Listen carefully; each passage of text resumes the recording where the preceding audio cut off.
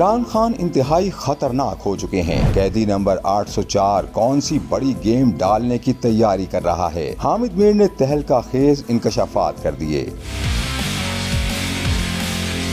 Senior सहाफ़ी और तज्ज़ियाकार हामिद मीर के मुताबिक साबिक वज़ीर आज़म नवाज शरीफ पर आर्मी चीफ का तैयारा हाईजैक करने का इल्जाम लगाया गया, लेकिन उनका मुकदमा फौजी अदालतों में नहीं चला। वो तो डील करके बाहर चले गए, लेकिन इमरान खान चाहते हैं उन पर फौजी अदालत में कोई न कोई मुकदमा चलाया जाए, क्योंकि इस फौजी अदालत से जो सजा सुनाई जाएगी उसका खमियाजा पाकिस्तान की पूरी हुक्मरान अशराफिया भुगतेगी।